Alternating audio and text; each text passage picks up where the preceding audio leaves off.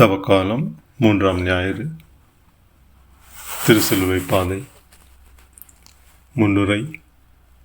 சுற்றும் வரை பூமி, சுடும் வரை நெருப்பு, போராடும் வரைத்தான் மனிதன் என்பார்கள். ஆம், போராட்டமில்லா வாழ்வு செத்த வாழ்வு. ஒவ்வொருவருக்கும் வாழ்வில் பல சவால்கள் உண்டு. இறை விருப்பம் நம்மில் நிறைவேற இயேசு கிறிஸ்துவைப் போல சுயநலமில்லாது, பாவத்திற்கு சிறிதேனும் இடம் தராது, புண்ணிய வாழ்வுக்கு நம்மையே நாம் அர்ப்பணிக்க வேண்டும். இதுதான் கிறிஸ்துவனாக வாழ்வதற்கு பெரிய சவால். இதில் வெற்றி பெற நாமும் ஓர் போராளியாகத்தான் மாற வேண்டும். பல வருடங்களாக சிலுவை பாதையில் பங்கெடுக்கிறோம். மனதுருக மன்றாடி மீண்டும் சிறு சிறு தவறுகளுக்கு இடம் கொடுத்து இருக்கிறோம் என்பதை நாம் அறிந்திருக்கின்றோம். பாவத்தால் விழுந்து கிடக்கும் நாம் எப்பொழுதெல்லாம் எழுந்து நடக்கிறோமோ, போராட ஆரம்பிக்கிறோமோ, அப்பொழுதே நாம் உண்மையான கிறிஸ்தவனாக மாறுகிறோம். ஏனெனில் இயேசு ஒரு போராளியாக இருந்துதான் நம்மை மீட்டார். இறை விருப்பம் நம்மிலே நிறைவேற மன உறுதியுடன் புனித பயணத்திற்கு தயாராகுவோம். ஏனெனில் நமக்காக போராடுபவர் நம்மோடு இருக்கின்றார். பாவத்திற்கு எதிரான தொடர்ச்சியான நல்ல முயற்சிகளை புனிதத்தின் ஆரம்பம் என்று நினைத்தவர்களாக இந்த புனித பயணத்தில் நாம் பங்கெடுப்போம். முதல் நிலை. இயேசுவை சாவுக்கு தேர்விடுகின்றார்கள். திவ்ய இயேசுவை உம்மை ஆராதித்து வணங்கி உமக்கு நன்றி என்ற ஸ்தோத்திரம் பண்ணுகின்றோம். அதை நின்றால் முதற்சிஷ்டபாரமான சிலுவையை கொண்டு உலகத்தை மீட்டு ரட்சித்தீர். லூக்கா 6ஆம் அதிகாரம் 37வது வசனம். மற்றவர்களை கண்டனம் செய்யாதீர்கள், அப்பொழுதுதான் நீங்களும் கண்டனத்துக்கு ஆளாக மாட்டீர்கள். மன்னியுங்கள், மன்னிப்பு பெறுவீர்கள். தோல்வி இல்லாத மனிதன் ஒருவன் இருக்கின்றான் என்றால் அவன் நிச்சயமாக ஒரு போராளியாகத்தான் இருப்பான். ஏனென்றால் ஒரு போராளியின் வெற்றியானது அவன் தோல்வியிலிருந்து தான் தொடங்குகின்றது. எனவே தான் தோல்விகளை வெற்றியின் முதல் படி என்பார்கள். இயேசுவுக்கும் அப்படித்தான். இதோ மீட்பு என்னும் மாபெரும் வெற்றி தீர்ப்பு என்னும் சறுக்கலில் தான் ஆரம்பிக்கின்றது. இயேசு தீர்ப்பிடப்படுகின்றார். இயேசு நம்மை பார்த்து கூறுவது, மகனே மகளே, இதோ என்னை சிலுவையில் அறையப்பட தீர்ப்பளிக்கின்றார்கள். நன்மைக்கும் தீமைக்கும் நடக்கும் போராட்டத்திற்கு முற்றுப்புள்ளி வைப்பதாக நினைத்து என்னை தீர்ப்பிடுகிறார்கள். இவன் தச்சன் மகன் அல்லவோ? இவன் அன்னையையும் சகோதரனையும் நாம் அறிந்திருக்கின்றோமே. நாசரேத்திலிருந்து நல்லது எதுவும் வரக்கூடுமோ? இப்படிப்பட்ட விமர்சனங்களில் உச்சக்கட்டம்தான் சிலுவையில் அறையப்பட்ட தீர்ப்பு. தெரிந்தோ தெரியாமலோ இந்த சமூகம் ஒவ்வொருவருக்கும் ஒரு தீர்ப்பை எழுதுகின்றது. இவன் படிப்பறியில்லாதவன், இவனுக்கு பேச தெரியாது, கோபக்காரன் என்று போன்ற பல முத்திரைகளை பதித்து வைக்கின்றது. இந்த முத்திரைக்குள் நீ அகப்பட்டோ அல்லது மற்றவர்களையோ உன்னையோ அகப்படுத்தியோ இருக்கிறாய் என்றால் மாற்றத்திற்கான மனநிலையோடு புனித வாழ்வுக்காக நாம் புறப்படுவோம். இதோ என் கரங்கள் உங்களுக்கு உதவி செய்ய தயாராக இருக்கின்றது.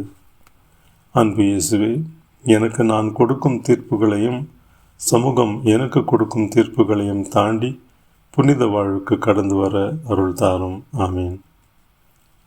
எங்கள் பேரில் தயவாயிரும் சுவாமி, எங்கள் பேரில் தயவாயிரும். மரித்து விசுவாசருடைய ஆன்மாக்கள் சர்வீசுடைய இறக்கத்தினால் சமாதானத்தில் இளைப்பாறப்படுவது. ஆமீன். 2ஆம் நிலை. இயேசுவின் மேல் சிலுவை சுமத்தப்படுகிறது. திவ்ய இயேசுவை உம்மை ஆராதித்து வணங்கி உமக்கு நன்றி என்ற ஸ்தோத்திரம் பண்ணுகின்றோம். அதை நின்றால் முதற்சிஷ்டபாரமான சிலுவையை கொண்டு உலகத்தை மீட்டு ரட்சித்தீர். மத்தேயு 16ஆம் அதிகாரம் 24வது வசனம். என்னை பின்பற்ற விரும்பும் எவரும் தன்னலம் துறந்து தம் சிலுவையை தூக்கி கொண்டு என்னை பின்பற்றட்டும்.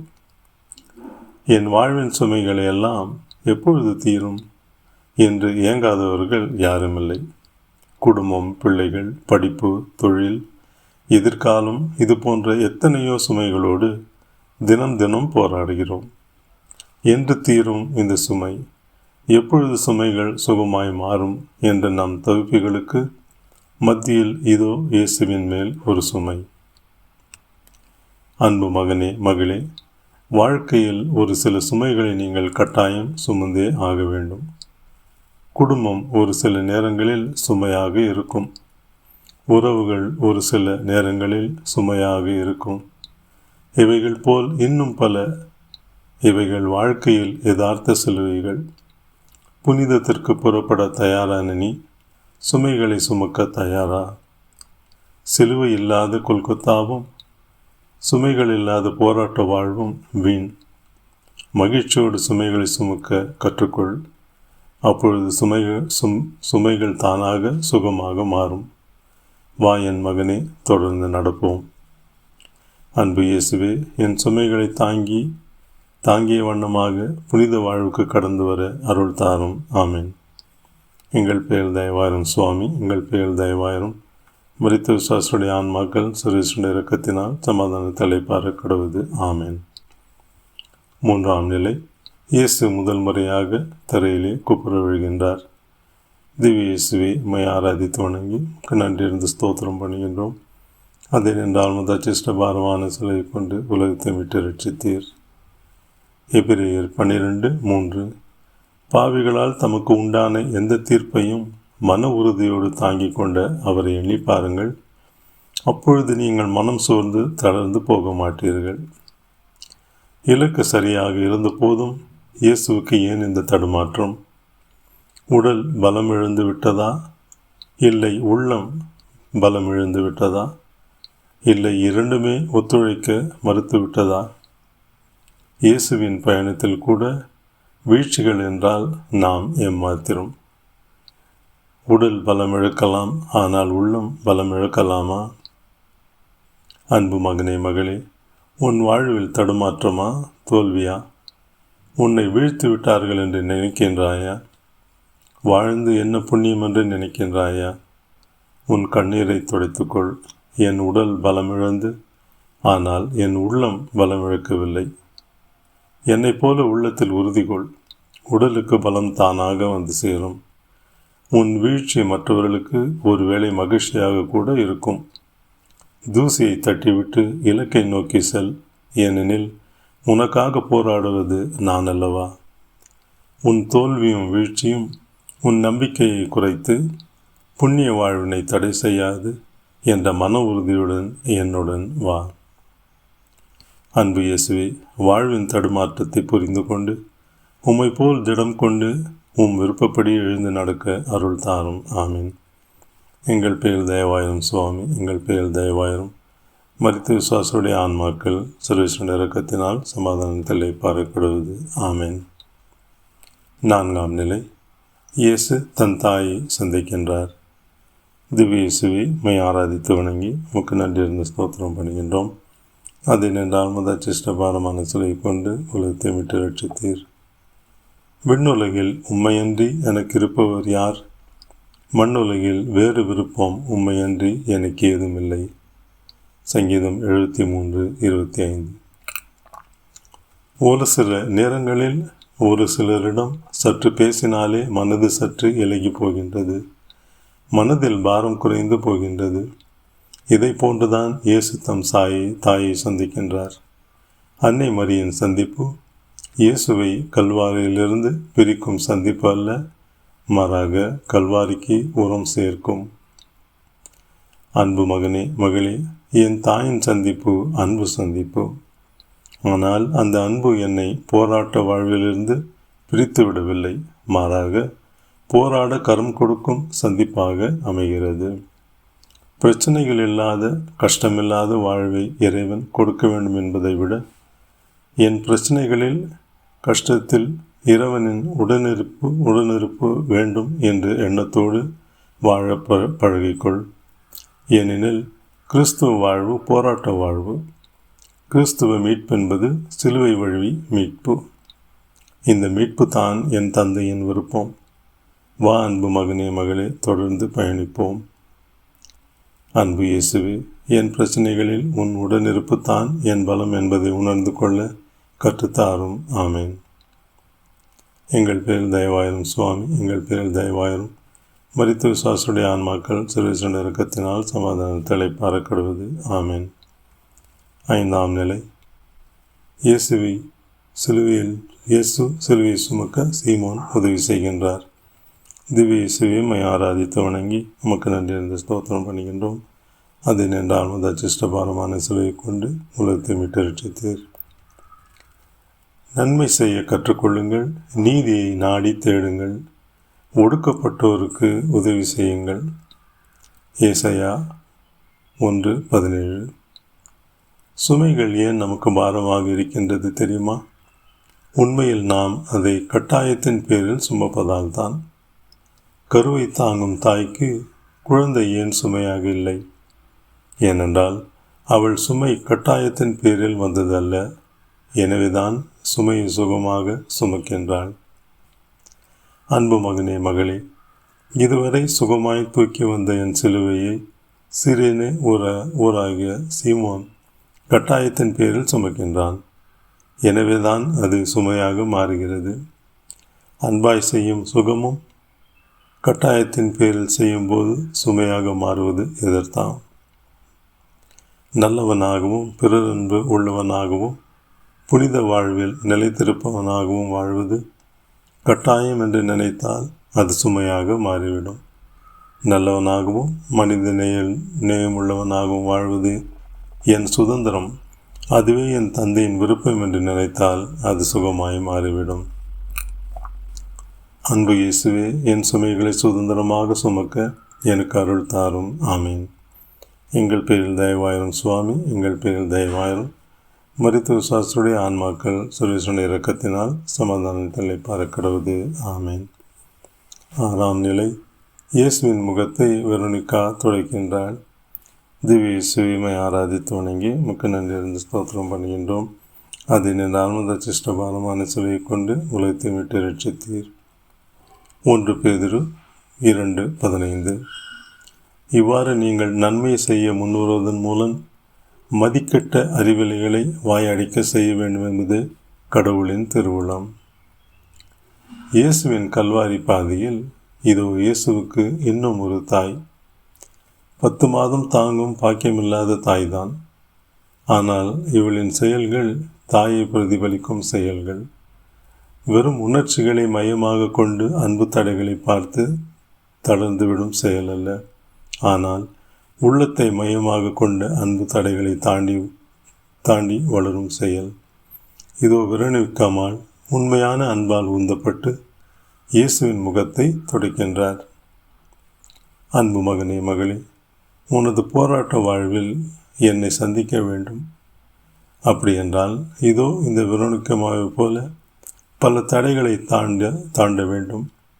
உன் சுயநலம், அந்தஸ்து, பதவி, உன் அடையாளம் இவைகளை தாண்டி வர வேண்டும். உன் சுயநல வேலிகளை தாண்டி என்னிடம் வருவாயா? இதோ தாகமாயிருக்கின்றேன். என் தந்தையின் விருப்பத்தை நிறைவேற்ற வா என் மகனே மகளே. அன்பு இயேசுவே, நல்ல கிறிஸ்துவ மக்களாக வாழ எதிர்வரும் தடைகளை தாண்டி வர உமது பலத்தை தாரும். ஆமேன்.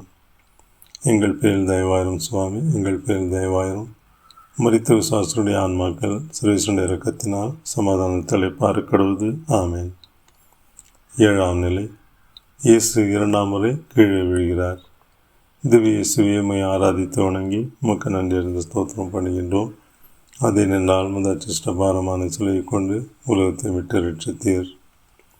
மத்தேயு 26ஆம் அதிகாரம் 41வது வசனம். உங்கள் மனம் ஆர்வமுடையதுதான், ஆனால் உடல் வலுவற்றது. எனவே சோதனைக்கு உட்படாதிருக்க விழித்திருந்து இறைவனிடம் வேண்டுங்கள். துவக்கம் நன்றாக இருக்கும்போது இந்த உலகம் கைத்தட்டி பாராட்டுகிறது. ஆனால் இடையில் தடுமாறும்போது கரவொலிகள் அனைத்தையும் விமர்சன ஒலிகளாக மாற்றிவிடுகிறது. எனக்கு அப்பவே தெரியும், இவனால் முடியாது, இவனுக்கு ஏன் இந்த வேண்டாத வேலை, இது போன்ற பல விமர்சனங்களை கேட்கலாம். இதோ உறுதியோடு ஆரம்பித்த இயேசுவின் புரட்சி பயணத்தில் இடைச்செருக்காக வந்த இரண்டாம் வீழ்ச்சி. இயேசு இரண்டாம் முறை தரையில் வீழ்கின்றார். விண்ணுக்கும் மண்ணுக்கும் இடையே போராட்டத்தில் இதோ மண் இரண்டாவது முறையாக விரட்டி பார்க்கின்றது. அன்பு மகனே, மகளே, நான் மாற வேண்டும், என் சிந்தனை மாற வேண்டும், என் செயல்கள் மாற வேண்டும் என்ற உறுதியோடு ஆரம்பித்த உன் முயற்சியில் நிலைத்து நிற்க முடியாமல் வீழ்ந்து விட்டாயா? உடலுக்கும் ஆன்மாவுக்கும் நடக்கும் போராட்டத்தில் உடல் வென்றுவிட்டதென்று நினைக்கின்றாயா? இல்லை, இது உன் பயணத்தின் வந்த சறுக்கல்கள், அவ்வளவுதான். மீண்டும் எழுந்து நடக்க கற்றுக்கொள். ஏனெனில் கல்வாரி இன்னும் சற்று தொலைவில் தான். புனித வாழ்வென்பது நல்ல வெற்றிக்காக இன்னும் சற்று முயற்சிக்கும் போராட்டம்தான். துணிவுக்குள், எழுந்து நட. அன்பு இயேசுவே, என் வாழ்வில் வரும் சறுக்கல்களை என் வாழ்வின் படிகளாக மாற்றிக்கொள்ள அருள் தாரும். ஆமீன். எங்கள் பேரில் தயவாயிரும் சுவாமி, எங்கள் பேரில் தயவாயிரும். மரித்த விசுவாசுடைய ஆன்மாக்கள் சுரேஷன் இரக்கத்தினால் சமாதானத்தை பறக்கிடுவது. ஆமீன். 8ஆம் நிலை. இயேசு எருசலேம் பெண்களுக்கு ஆறுதல் கூறுகின்றார். திவ்ய இயேசுவே, உம்மை ஆராதித்து வணங்கி உமக்கு நன்றி இருந்து ஸ்தோத்திரம் பண்ணுகின்றோம். அதை நின்றால் முதற்சிஷ்டபாரமான சிலுவை கொண்டு உலகத்தை விட்டு ரட்சித்தீர். மார்க்கு 1ஆம் அதிகாரம் 15வது வசனம். காலம் நிறைவேறிவிட்டது, இறையாட்சி நெருங்கி வந்துவிட்டது. மனம் மாறி நற்செய்தியை நம்புங்கள். வார்த்தைகளாலும் செயல்களாலும் வெளிப்படுத்த முடியாத உணர்வுகளை கண்ணீர் வெளிப்படுத்திவிடும். இதோ இயேசுவின் மேல் உள்ள பரிதவிப்பை தங்கள் கண்ணீரால் வெளிப்படுத்துகின்றார்கள் எருசலேம் பெண்கள். பாவத்தால் கரைப்பட்ட இம்மனித இனத்தை உங்கள் கண்ணீரால் அல்ல, என் செந்நீரால் கழுவ இருக்கின்றேன் என்று புரிய வைக்கின்றார் இயேசு. அன்பு மகனே, மகளே, உன் வாழ்க்கையில் வரும் துயரங்கள் எருசலேம் பெண்களுக்கு போன்று கண்ணீரோடு நிறுத்திவிடாது. உன் துயரங்களையும் போராட்டங்களையும் என்னை போல் வெற்றி கொண்டு நிறுத்த வேண்டும். உன் கண்ணீர்கள் துளிகளை பன்னீர் துணிகளாக மாற்ற புனித வாழ்விற்கான போராட்டத்தை பலமாக்குவது உன் பொறுப்பு. என் அருள் உனக்கு போதும், உன் பலவீனத்தில் என் பலம் பூரணமாய் விளங்கும். என்னை பின்தொடர்ந்து வா. அன்பு இயேசுவே, என் முயற்சிகளை கண்ணீரோடு நிறுத்திவிடாமல் இறுதி வரைக்கும் போராடும் மனப்பக்குவத்தை எனக்கு தந்தரலும். ஆமீன். எங்கள் பேரில் தயவாயிரும் சுவாமி, எங்கள் பேரில் தயவாயிரும். மரித்த விசுவாசுடைய ஆன்மாக்கள் சுரேஷன் இரக்கத்தினால் சமாதானத்தில் பார்க்கிடுவது. ஆமீன். 9ஆம் நிலை. இயேசு 3ஆம் வரை கீழே விழுகிறார். திவ்ய இயேசுவே, உம்மை ஆராதித்து வணங்கி உமக்கு நன்றி என்று ஸ்தோத்திரம் பண்ணுகின்றோம். அது என்னென்றால் முதற்சிஷ்டபானமான சிலையை கொண்டு உலகத்தை மீட்டு ரட்சித்தீர். திருப்பாடல்கள் 73-25. சிலுவையின் மீது தம் உடலில் நம் பாவங்களை அவரே சுமர்ந்தார். நாம் பாவங்களுக்காக இறந்து நீதிக்காக வாழ்வதற்காகவே இவ்வாறு செய்தார். சிலுவையில் இயேசுவின் சிலுவை பயணத்தில் அவர் 3 முறை மட்டும் விழவில்லை. மாறாக வீழ்ச்சிகள் தடுமாற்றங்களுக்கு மத்தியில் தான் கல்வாரியை அடைகின்றார். வேண்டிய மட்டும் அடித்து கேவலப்படுத்திய வீரர்களே சோர்ந்திருக்கும் போது மனித வலுவில் சிலுவை சுமக்கும் இயேசு மீண்டும் சோர்ந்து போய் மண்ணில் சாய்வது யதார்த்தம்தானே. இதோ இயேசு மீண்டும் மண்ணில் விழுகிறார். அன்பு மகனே, மகளே, உன் மனமாற்றத்திற்காக நான் விழுகிறேன். மனம் மாற மறுக்கும் உன் உள்ளத்தை சற்று என் மீது செலுத்து. ஆனால் கட்டாயத்தின் பேரில் அல்ல. விழுந்து கிடக்கும் உன்னை தொட நான் தயார். எனக்கு வேண்டியதெல்லாம் ஆம் என்னும் உன் சுதந்திர அனுமதி, அவ்வளவுதான். என் தாயின் ஆம் என்ற சொல்தான் மனுக்குல மீட்பின் ஆரம்பம். இதோ வார்த்தையைத்தான் உன்னில் எதிர்பார்த்து இதோ எழுகின்றேன். அன்பு இயேசுவே, என் மனமாற்றத்திற்கு தடையாக இருப்பதை விலக்கி வைக்க என் மனதிற்கு பலத்தை தாரும். ஆமீன். எங்கள் பேரில் தயவாயிரும் சுவாமி, எங்கள் பேரில் தயவாயிரும். மரித்த விசுவாசுடைய ஆன்மாக்கள் சுரேஷன் இரக்கத்தினால் சமாதானத்தை பார்க்கிறது. ஆமீன். 10ஆம் நிலை. இயேசுவின் ஆடைகளை களைகிறார்கள். திவ்ய இயேசுவை உம்மை ஆராதித்து வணங்கி உமக்கு நன்றி ஸ்தோத்திரம் பண்ணுகின்றோம். அதை நின்றால் முதற்சிஷ்டபாரமான சிலையை கொண்டு உலகத்தை விட்டு ரட்சித்தீர். 1 பேதுரு 2:21. கிறிஸ்துவ உங்களுக்காக துன்புற்று ஒரு முன்மாதிரியை வைத்து சென்றுள்ளார். எனவே நீங்கள் அவருடைய அடிச்சூடுகளை பின்பற்றுங்கள். இதற்காகவே அழைக்கப்பட்டீர்கள். வியர்வையாலும் இரத்தத்தாலும் நனைந்திருக்கும் இயேசுவின் உடைகளை களைகிறார்கள். அதில் அந்த ஆடை யாருக்கு என்பதற்காக சீட்டு போட்டு தேர்ந்தெடுக்கின்றார்கள். ஆனால் உண்மையில் விலை மதிப்பில்லாதது அந்த ஆடைக்குள் இருந்த இயேசுவின் உடல்தான். மூடர்கள் முத்தை விட்டுவிட்டு சிப்பியை எடுத்துக்கொள்கின்றார்கள். அன்பு மகனே மகளே, சுதந்திரம் என்பதை இன்னொரு வார்த்தையில் சொல்ல வேண்டுமென்றால் அதை தேர்ந்தெடுத்தல் எனலாம். நன்மை தீமை, பாவம் புண்ணியம், உண்மை பொய், இவைகளுக்கு மத்தியில் எதை நீ தேர்ந்தெடுக்க விரும்புகிறாய்? என் அன்பு பிள்ளையாய், சுதந்திரத்தின் உண்மை பொருளை உணர்ந்து நன்மையை தேர்வு செய்து புண்ணிய வாழ்வில் உன்னை ஒன்றிணைக்க தயாராகு. அன்பு இயேசுவே, என் புனித வாழ்வுக்கு நன்மைகளை விருப்பத்தோடு தேர்ந்து கொள்ள அருள் தாரும். ஆமேன். எங்கள் பேரில் தயவாயிரும் சுவாமி, எங்கள் பேரில் தயவாயிரும். மரித்த விசுவாசிகளுடைய ஆன்மாக்கள் சுரேசனுடைய இரக்கத்தினால் சமாதானத்தை பறக்கடுவது. ஆமேன். 11ஆம் நிலை. இயேசு சிலுவையில் அறையப்படுகின்றார். திவ்ய இயேசுவை மை ஆராதித்து வணங்கி உமக்கு நன்றி ஸ்தோத்திரம் பண்ணுகின்றோம். அதை நின்றால் அச்சிஷ்டபாரமான சிலையை கொண்டு உலகத்தை விட்டு ரட்சித்தீர். கொலோசையர் 2:14. நமக்கு எதிரான ஒப்பந்த விதிகள் பல கொண்ட கடன் பத்திரத்தை அவர் அழித்து விட்டார். அதை சிலுவையில் வைத்து ஆணி அடித்து அறவே ஒழித்து விட்டார். முன்பு ஆடைகளை களைந்தார்கள், இப்பொழுது உயிரை களைகின்றார்கள். முன்பு இயேசுவின் மேல் சிலுவை, இப்பொழுது சிலுவையின் மேல் இயேசு. அவமானத்தின் உச்சகட்டமாக இயேசுவை சிலுவையில் தொங்க விடுகிறார்கள். இனி சிலுவை வேறு, இயேசு வேறு அல்ல. அன்பு மகனே மகளே, சிலுவையை என்னிடமிருந்து பிரித்தால் நான் வந்த நோக்கமே பொய்யாய் போகும். சிலுவை என் இலக்கு, அதில் ஆணிகள் என் பரிசு. இதோ என் இலக்கில் நான் ஒன்றிணைத்து விட்டேன். புனித வாழ்வென்னும் என் இலக்கில் நீ ஒன்றிப்பது எப்பொழுது? அன்பு இயேசுவே, மாற வேண்டும் என்றும் என் இலக்கில் எப்பொழுதும் என் மனம் ஒன்றித்திருக்க அருள் தாரும். ஆமேன். எங்கள் பேரில் தயவாயிரும் சுவாமி, எங்கள் பேரில் தயவாயிரும். மரித்த விசுவாசுடைய ஆன்மாக்கள் சர்வேஸ்வரன் இரக்கத்தினால் சமாதானத்தை பறக்கடுவது. ஆமேன். 12ஆம் நிலை. இயேசு சிலுவையில் மரிக்கின்றார். திவ்ய இயேசுவை மை ஆராதித்து வணங்கி உமக்கு நன்றி ஸ்தோத்திரம் பண்ணுகின்றோம். அது நின்றால் அச்சிஷ்டபாரமான சிலையை கொண்டு உலகத்தை மீட்டு ரட்சித்தீர். எபேசியர் 2:16. தாழ்மை துன்புற்று பகைமையை அழித்தார்.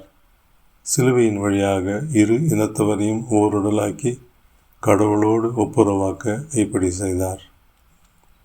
மரணம் என்றால் எல்லோருக்குமே பயம்தான்.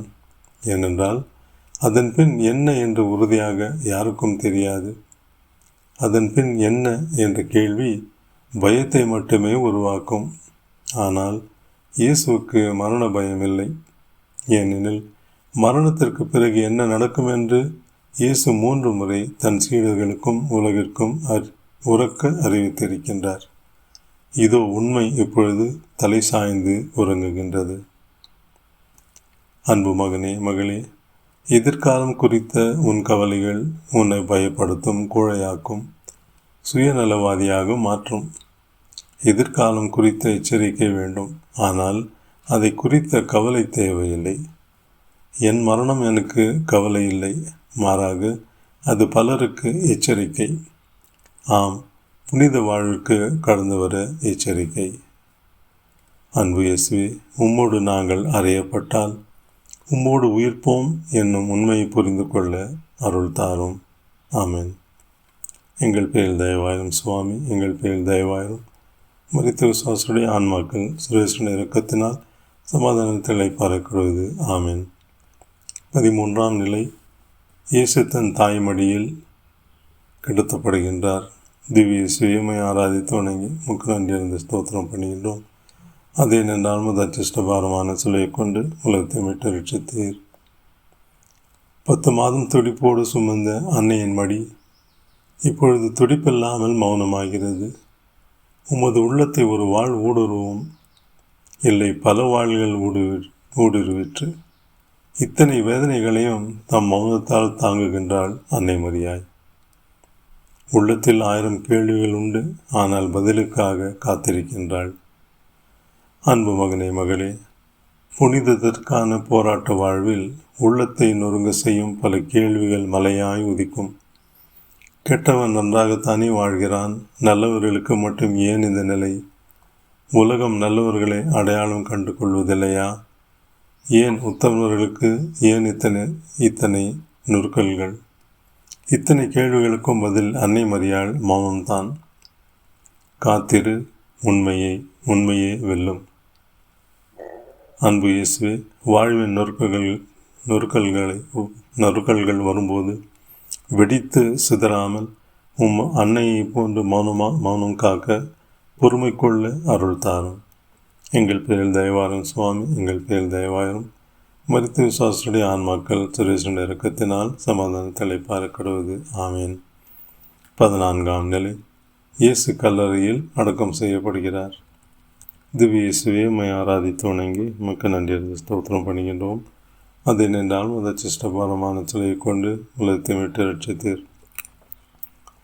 தம் சிலுவையினால் கிடைத்த வெற்றியால் ஆட்சியாளர், அதிகாரம் கொண்டோர் ஆகியோரின் படைக்கலன்களை கிழித்து பிடுங்கிக் கொண்டு அவைகளை ஆண்டவர் இகழ்ச்சிக்குள்ளாக்குமாறு ஊர்வலமாக இழுத்து சென்றார். கொலைசெயர் 2:15. புரட்சியாளனை புதைப்பதாக நினைத்து கல்லறையில் அடக்கம் செய்கிறார்கள். ஆனால் புனிதம் இங்கு புதைக்கப்படவில்லை, மாறாக விதைக்கப்படுகின்றது. அத்தனையும் நிறைவேறிவிட்டது என்றார்கள். இல்லை, இப்பொழுதுதான் தொடங்கப் போகின்றது. இத்தனை வருட போராட்ட வாழ்வு மொத்தமாய் இயேசுவின் உயிர்ப்பில் பலன் கொடுக்கப் போகிறது. இதுவரையில் வெற்றி பெற்றதாக நினைத்து கொண்டவர்கள் இதோ இயேசுவின் அடக்கத்திற்கு பிறகு ஒவ்வொரு நொடிக்கும் தோற்க ஆரம்பிக்கின்றார்கள். அன்பு மகனே மகளே, பல நேரங்களில் தீமை வெற்றி பெறுவதைப் போல் மாயையை உண்டாக்கும். ஆனால் தீமைக்கு எப்பொழுதும் இறுதி வெற்றி இல்லை. இறுதியில் வெல்லப்போவது உண்மை, சத்தியம் மட்டுமே. தீமை தரும் மாயைக்கு மயங்கி என் மகளாக வாழ நீ எடுக்கும் முயற்சிகளில் பின்வாங்காதே. ஏனெனில் இறுதியில் வெல்லப்போவது எனது சத்தியம், எனது உண்மை மட்டுமே. அன்பு இயேசுவே, இறுதியில் வெல்லப்போகும் உமது நீதிக்காக, உண்மைக்காக என் வாழ்வை மாற்றிக்கொள்ள நான் எடுக்கும் முயற்சிகளை ஆசீர்வதித்து என்றும் உன் பிள்ளையாக வாழ அருள் தாரும். எங்கள் பேரில் தயவாரும் சுவாமி, எங்கள் பேரில் தயவாரும். மரித்த விசுவாசுடைய ஆன்மாக்கள் சுரேஷனுடைய இறக்கத்தினால் சமாதானத்தை அளிப்பார்களாக. ஆமீன். அன்புக்குரியவர்களே, இயேசுவின் சிலை பாதையின் வழியில் நடந்து சிந்தித்த நாம் இதோடு நிறுத்திவிட்டோம் என்றால் ஏதோ வாடிக்கைக்காக செய்கின்ற செயலாக மாறிவிடும். சிந்தித்தவைகளை நாம் அனுதின வாழ்வுக்கு எடுத்து சென்று உயிர் கொடுப்போம். கிறிஸ்துவில் என்றும் மரணமில்லை, மாறாக வாழ்வே நிறைந்திருக்கின்றது. என்னில் வாழ்பவர் இயேசுவே என்ற புனித பவுலின் வார்த்தையை சுதந்திரித்து நம் வாழ்வை இறைவன் கரங்களில் ஒப்பு கொடுப்போம். புனித வாழ்வு நம்மில் மலர கிறிஸ்து நம்மில் வெளிப்பட வேண்டும். அப்பொழுதுதான் இறைவன் விருப்பப்படி நாம் வாழ்ந்து முடிக்க முடியும். ஆமீன். பரிசுத்த பிதா பாப்பாவின் கருத்துகளுக்காக பரலோகத்தில் இருக்கிற எங்கள் பிதாவே, உம்முடைய நாமம் உச்சரிக்கப்படுவதாக, உம்முடைய ராஜ்யம் வருக, உம்முடைய சித்தம் பரலோகத்தில் செய்யப்படுவது போல பூலோகத்தில் செய்யப்படுவதாக. எங்கள் அனுதின உணவை எங்களுக்கு இன்று அளித்தருளும். எங்களுக்கு தின்மை செய்தவர்களை நாங்கள் பொறுப்பது போல எங்கள் பாவனையும் பொறுத்தருளும். எங்களை சோதனையில் விழாதும் தின்மை எங்களை ரட்சித்தருளும். ஆமீன். அருளறிந்த மரியே வாழ்க, கர்த்தருடனே பெண்களுக்குள் ஆஸ்வதிக்கப்பட்டவள் நீரே. உம்முடைய திருவயிற்றின் கனியாகிய இயேசுவும் ஆஸ்வதிக்கப்பட்டவரே. அச்சிஷ்டமரியாய் சுரேஷனுடைய மாதாவே, பாவலாக இருக்கிற எங்களுக்காக எப்பொழுதும் எங்கள் மரண நேரத்தில் வேண்டிக் கொள்ளும். ஆமீன். பிதா சுதன் பரிசுத்த ஆவியின் பேராலே. ஆமீன்.